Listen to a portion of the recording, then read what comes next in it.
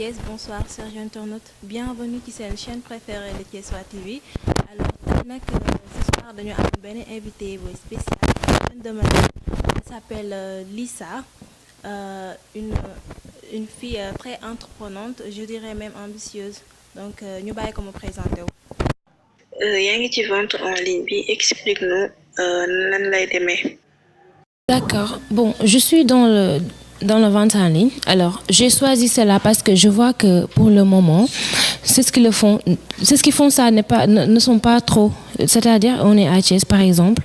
Dañuy nekk fii nii Thiès, il y a des stylistes là, ici, mais bon, pour ñu def vente en ligne, ils ont peur quoi. Les stylistes ont peur de faire les ventes en ligne. Alors, raison pour laquelle man naa ñëw ma génn feneen, ma commencé par la vente en ligne. J'ai pas dit que foofu laay continuer, foofu laay yem, mais dama naa fa commencer juste après ñu kii. C'est-à-dire ñu trouver benn local bu ñu def suñuy article suñu ay produits yi ñuy jaay et tout mais nekkul ko ne vente en ligne bi rek la ñuy def donc tamit vente en ligne bi du ma wax que ni méttiwul xaw na métti tuuti mais d'autre côté aussi xaw na facile parce que déjà bu fekkee da nga génn sa collection boo xam ne peut-être da nga ko war a publier da ngay publier sur internet les gens t'appellent de partout ñu wax la que ni tel modèle la ñu soxla lii lañ bëgg c'est-à-dire comme dañ koy gérer en ligne ñun bañ nañ ko ba sax la plupart du temps duñ jël mesure dañuy xool sa photo rek après ñu defal la ko te day nekk impec donc noonu daal lañ liggéey suñu travail yëpp sur internet lañ koy defee bu dee ñi nga xam ne Thiès lañ dëkk peut-être bu leen neex ñu déplacé wu mais en général on le fait sur internet vente en ligne quoi. Étudiante mais déjà entrepreneur. Oui, avant dama doon def commerce parce que su ma waxee rek historique wu Lissage Prestige muy entreprise bi donc au début c'était juste dama ci doon foo noonu passe-temps laa ko jàppee woon parce que bi ma amee bac noonu juste laa ne comme pour ne pas rester les bras croisés à ne rien faire pourquoi pas ma jéem a def dara du coup ci laa commencé jënd ay parfum dem Dakar di ko jënd je remercie et salue ma maman de passage parce que moom mu njëkk a financé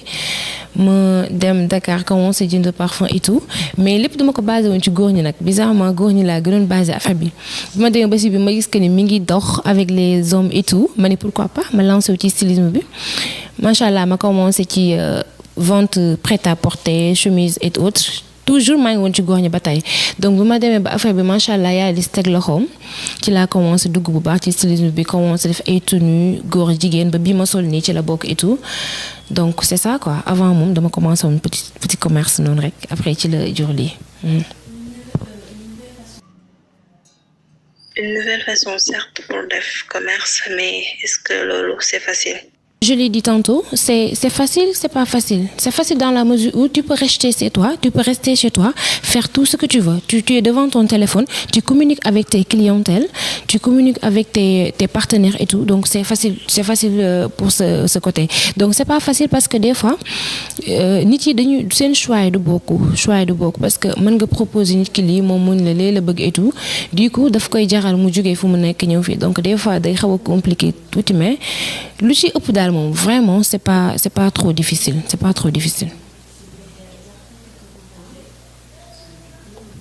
Bon, pour les articles man dama naan tout ce qui est élégant c'est les hommes dama koy def tout ce qui est élégant c'est les hommes dama koy def du coup dañuy def tenue traditionnelle filles et garçons tenue moderne dañ koy def comme mode fin d'année bi ñuy doog a lancé nii tout à l'heure laa ko lancé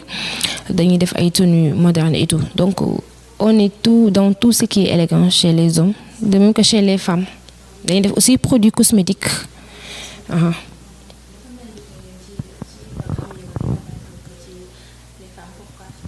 Bon oui man moom franchement j'ai porté mon choix sur les hommes non seulement ñoom macha allah dañu neex a liggéeyal franchement dañu neex a liggéeyal te dañuy jàpp ci liggéey bi bu baax man moom je le regrette pas et jusqu'à présent je le regrette pas dama naan sax damay gën a génn ci famille gën a concentré wu ci ñoom non man dama koy wax j'en suis fière dama koy wax ni ñoom macha allah duñ la sonal dañuy lay bàyyi lépp sa loxo yow nga liggéey ko ñoom daal mention spéciale franchement tey Lissage Prestige bu àggee fii moom ñoom kese la ñoom la les femmes aussi ci ngeen bokk ci ngeen bokk macha allah mais ci ñee laa gën a kii élégance masculine quoi. Bon, oui. Moi, franchement, j'ai porté mon choix sur les hommes. Non seulement, ñoom macha allah dañu neex a liggéeyal franchement dañu neex a liggéeyal te dañuy jàpp ci liggéey bi bu baax man moom je le regrette pas et jusqu'à présent je le regrette pas dama naan sax damay gën a génn ci famille gën a concentré wu ci ñoom non man dama koy wax j'en suis fière dama koy wax ni ñoom macha allah duñ la sonal dañuy lay bàyyi lépp sa loxo yow nga liggéey ko ñoom daal mention spéciale franchement tey Lissage Prestige bu àggee fii moom ñoom kese la ñoom la les femmes aussi ci ngeen bokk ah. ci ngeen bokk macha allah mais ci ñee laa gën a kii élégance masculine quoi. alors yéen a ngi toujours ci seen émission le wane sa bopp ak Lissa Prestige. alors procédure de vente bi. Au fait procédure de vente bi c'est simple donc d'habitude man damay publier sama ay articles sur Facebook sur WhatsApp et YouTube aussi donc bu fekkente ne dafa am koo xam dafa gis mu intéressé ko mu gis benn modèle mu intéressé ko il y a mon numéro là-bas tous mes contacts sont là-bas daf may contacter su ma contacter après on en parle on en discute donc ça se passe comme ça c'est pas trop difficile et c'est ça se passe comme ça.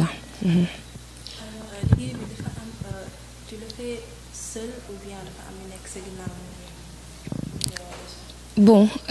mën naa wax que ni je le fais pas seul parce que Lissage Prestige c'est toute une entreprise donc j'ai des personnes yoo xam ne elles travaillent avec moi des employés am na ñoo xam ci équipe bi lañ bokk sama ay copines genre ay top modèles ñëpp ñu ngi ci biir des photographes et tout donc c'est toute une entreprise donc bu dee tenue aussi man du man maa nekk di ko ñëw mais bon j'ai des maîtres tailleurs yoo xam ne ñoom ñoo nekk ci liggéey bi et tout donc je suis juste la PDG je dis le travail mais tey suñu accès fii je peux dire que il y a une équipe derrière moi donc c'est pas moi seul qui fait le travail donc il y a une équipe derrière moi. Est-ce que say clients ñoo ngi fii Thiès? Bon si comme tout commerçant tout styliste et képp koo xam da nga nekk def sa liggéey parce que ku nekk boo sañoon li ngay liggéey du fi nga nekk rek. ñoo ci intéressé wu parce que man je peux dire que la plupart de mes clientèles sont à Dakar et à l'extérieur franchement ici à Thiès amu fi sax clientèle bu bari sama client yu bari extérieur lañ nekk ak Dakar seulement ça. Bon je sais pas parce que peut-être kenn ku nekk ak li ngay dund genre je sais pas daal mënuma expliquer lan moo tax mais bon je peux dire que ni samay clients moom franchement Dakar la ñu gën a basé wu ak extérieur Thiès am naa fa ay clientèle mais la plupart de mes clients sont à Dakar et à l'extérieur je sais pas le pourquoi. Bon je sais pas mais benn hypothèse bu mën a teg mooy par exemple parce que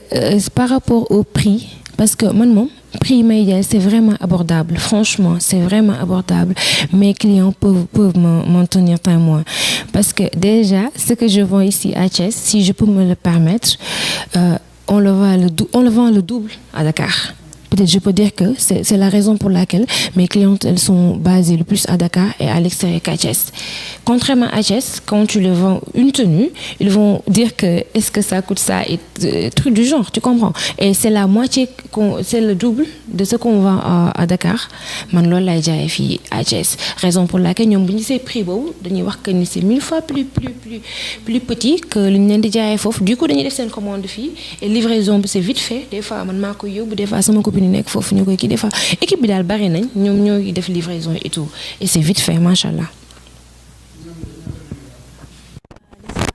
bëggoon nañu xam depuis combien de temps nga nekk ci milieu bi maanaam vente en ligne depuis combien de temps nga ko commencé. Bon cela va faire bientôt 1 an hein. J'ai pas encore fait 1 an donc 17 décembre prochain la ñuy fêter suñu 1 an oui.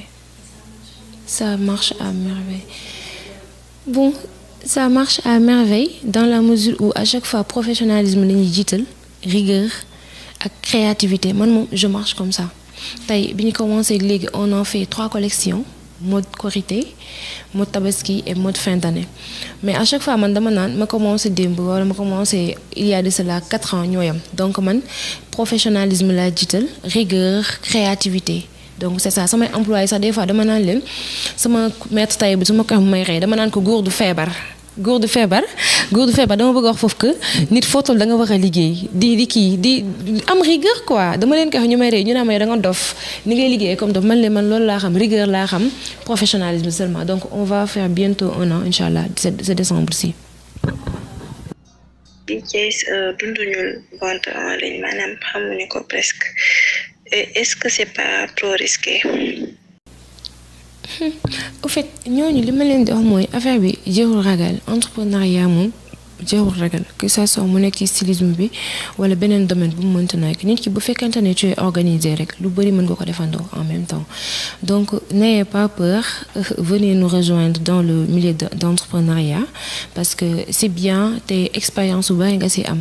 non seulement peut-être mën na la yokk expérience mën na la yokk connaissance mën na dem ba nekk sa métier nga cumuler aussi avec tes études à la fin mën nga am 2 métiers dans la vie donc jërul ngeen ragal affaire moom c'est difficile c'est loin d'être facile ça moom je vous le dis c'est loin d'être facile mais bon c'est pas impossible c'est difficile mais pas impossible donc rejoignez le milieu entrepreneurial parce que c'est pas du tout difficile des fois c'est difficile dans la mesure où entrepreneuriat moom da ngay ramper chaque jour da ngay nekk di yéeg ak a wàcc des fois day metti des fois man damay toog di jooy sax sama frère yi naa ma jaru ko yooyu noonu mais c'est difficile franchement mais rejoignez-nous parce que nekkul que lu difficile rek luñ ko wax de parce que ay jeunes lañu donc suñu avenir réew mi suñu loxo la nekk du coup ñun ñoo war a sacrifier lu bari pour benn affaire donc jërul ragal ñëw leen ngeen dóor waar booleeg seeni étude incha du leen yàkkal dara man moom franchement yàkkalaguma dara maa ngi concentré sama étude bu baax job bi aussi maa ngi ci bu baax franchement. étudiante mais déjà entrepreneur. je suis étudiante licence 1 laay soog a terminé tey d'ailleurs tey laa jël vacances tey laa pare sama examen maths info laa def mathématiques et informatique à l'université virtuelle du Sénégal ouais.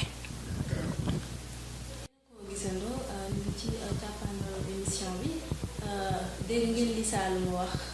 vraiment c'est intéressant alors ñu bàyyi ko mu joxe mot de la fin. alors man li may tàggatoo muy sama mot de la fin mooy ay mot de remerciement la nekk muy remercier ñëpp d'abord commençons par ma famille sama yaay parce que lépp moom la déjà moom moo ma jàppale ma agsi fii macha allah daal bàyyiwuma benn yoon te maa ngi koy wax que ni lu ma nekk soo ba ngoon moom moo tax tey su ma dee cumuler sama étude ak job aussi moom moo tax parce que gis naa li muy daj ci man et tout sama papa aussi maa ngi koy remercier moom déjà ci équipe bi la bokk moom Lisa Prestige la bokk parce que des fois damay jëlal ay mesures des fois sama clientèle yi ñëw da ciy jàpp bu baax sax ak sama ñaari frères yi mes 2 petits frères à chaque fois fu ma toog dama leen di gërëm sama 2 petits frères yi macha allah ñoom aussi dañ may conseiller dañ ciy jàpp bu baax sonaluñ ma benn yoon macha allah fu ma toll tamit ñoom la après à part ma famille mes amis man à chaque fois dama koy wax j'en suis fière man nee naa Sénégal maa fi gën ay xarit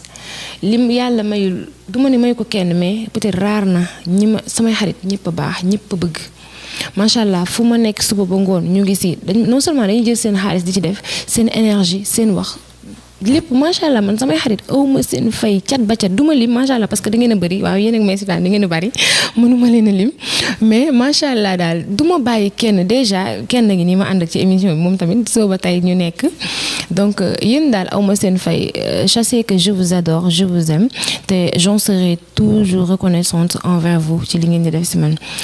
donc à part ça aussi maa ngi remercier waa Lisa Prestige ñëpp équipe bi ñëpp maa ngi leen remercier commençant par le maître tailleur Gaytop moom macha allah bu du woon moom ko duñ agsi parce que mooy ñëw yére yi moo ci nekk moom ak empreinte yi ñëpp xale yi ñëpp maa ngi leen nuyu di leen ziar macha allah fàttewuma kenn sama famille samay xarit ak team bi. ñu bëgg a rejoindre wala nga bëgg a am plus d'informations sur dans notre entreprise donc am nañ page Facebook vous mettez Lisa Prestige. Là di ngeen gis suñu article foofu donc bu leen neexee aussi ngeen dem ci chaîne YouTube yi donc di ngeen fa fekk suñu ay article de même que oui c'est ça donc WhatsApp et tout donc suñu numéro mooy le 77 252 36 82 le 77 252 36 82 donc am nañu WhatsApp téléphone bi c'est tout on est tout le temps joignable et tout donc c'est ça. bu baax suñu équipe technique bi ak résidence bleue bi nga xamante ne ñooñu dalal fii tey mu nekk résidence bu macha allah képp ku nga xamante ni bëgg nga féexlu mën nga fi ñëw féexal sa xol macha allah.